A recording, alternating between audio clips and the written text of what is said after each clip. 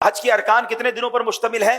5। पहला कौन सा है? 8, दूसरा 9, तीसरा 10, 11 और 12। ये 5 अय्याम आपने याद रखने हैं। 8 जुल्हिज्जा, 9 जुल्हिज्जा, 10 जुल्हिज्जा, 11 जुल्हिज्जा, 12 जुल्हिज्जा। 8 जुल्हिज्जा का दिन हमने गुजारना है मिना में। वहां पढ़ेंगे 5 नमाजें। 5 नमाजें मिना में पढ़ना सुन्नत है। और पहली नमाज होगी जोहर। पहली कौन सी पढ़ेंगे?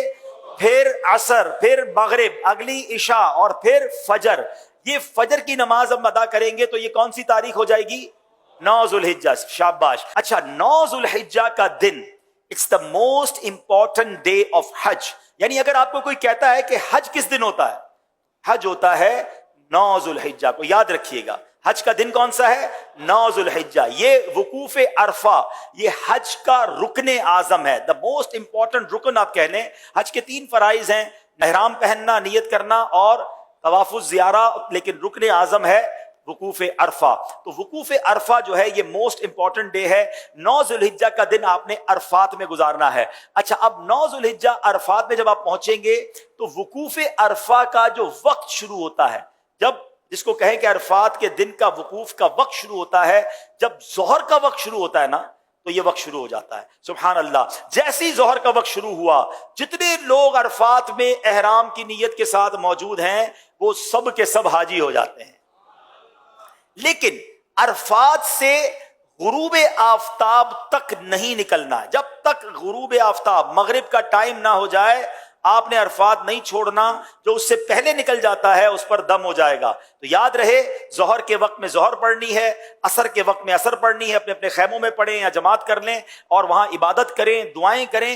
गुरूब आफताब से पहले पहले अरफात को नहीं छोड़ना है। अब जब गुरूब आफताब के बाद आप निकलेंगे तो अब जाना है मुजदलिफा। और मुजदलिफा पहुंचकर अल्लाह की शान देखें। अरफात में मगरिब का वक्त हो गया है मगर मगरिब पढ़ने की इजाजत नहीं है। अच्छा, मुजदलिफा में भी मगरिब और इशा पढ़ेंगे मगर इशा का वक्त शुरू हो जाने के बाद पढ़ेंगे। यानी इशा का वक्त शुरू हो गया, अब मगरिब और इशा पढ़ेंगे। और उसको मिलाकर पढ़ने का तरीका यह है कि मगरिब के पहले फर्ज पढ़ेंगे, फिर इशा के फर्ज पढ़ेंगे, फिर मगरिब की नवाफिल, मगरिब की सुन्नतें और नवाफिल, फिर इशा की सुन्नतें, वितर वगैरह अदा किए जाएंगे। अब ये रात है 10 जुल्हिज्जा की रात। सुबह 10 जुल्हिज्जा है। ये रात गुजारेंगे मुजदलिफा में और इस रात इबादत भी करेंगे।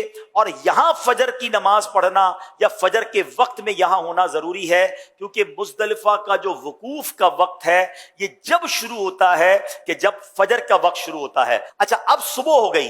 ये सुबह कौन सी है? कौन सी तारीख हो गई? 10 जुल्हिज्जा। पाकिस्तान में क्या होता है? कौन सी ईद होती है? बकरा ईद। हाजी देखो कैसे कमाल की ईद मना रहा होता है। लोग अच्छे अच्छे कपड़े पहने हैं, खुशबू लगाए घूम रहे होते हैं, एक दूसरे से ईद मुबारक कर रहे होते हैं। हाजी के एहराम भी मैला, उसके बाल भी बिखरे हुए, उसकी आंखें भी नींद से, थकन से चूर है। ये कैसी ईद है?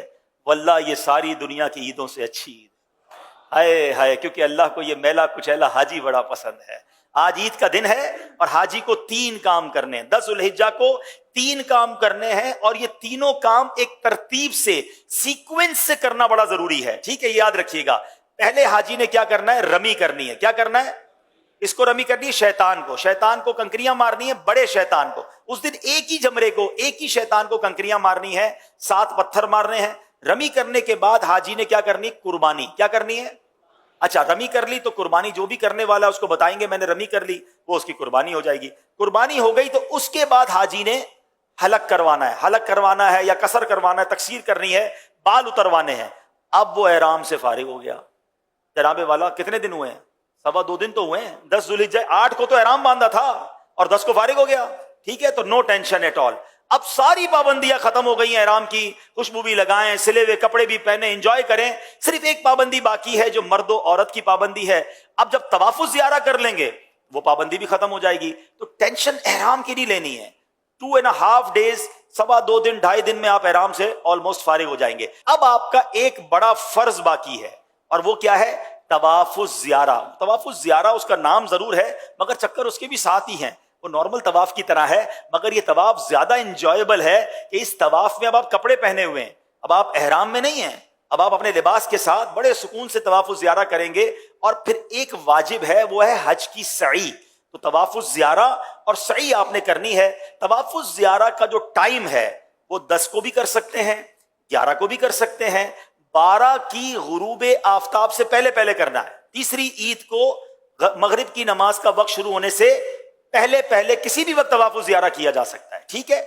और जो सई है, जो तवाफुल ज़ियारा के बाद करने वाली हज की सई है, वो आप कभी भी कर सकते हैं, 12 के बाद भी कर सकते हैं, लेकिन आप बेहतर है कि तवाफुल ज़ियारा के साथ कर लें ताकि एक चीज कंप्लीट हो जाए। अब 11 और 12 ज़ुल्हिज्जा में दो मजीद आपने काम करने हैं। वो क्या करने हैं? आपने जमरात की रमी करनी है और उसमें 3-3 शैतानों को कंकरियां मारनी हैं और हर शैतान को 7-7 कंकरियां मारनी हैं। तो जब 3 शैतानों को 7-7 कंकरियां मारेंगे तो कितनी मारेंगे? 21 कंकरियां 11 ज़ुल्हिज्जा को भी मारेंगे और 21 कंकरियां 12 ज़ुल्हिज्जा को भी मारेंगे। Very good. अच्छा, अब 11 और 12 में जमरात की रमी का वक्त शुरू कब होता है? याद रहे, जैसे ही जोहर का वक्त शुरू होता है ना, जमरात की रमी का वक्त भी शुरू हो जाता है। तो जोहर के बाद से लेकर अगले दिन सुबह सादिक तक आप कभी भी रमी कर सकते हैं। चले जनाब, हज के 5 अय्याम पूरे हो गए। अब भी खुद भी याद कर लो, दूसरे हाजियों को भी बताना।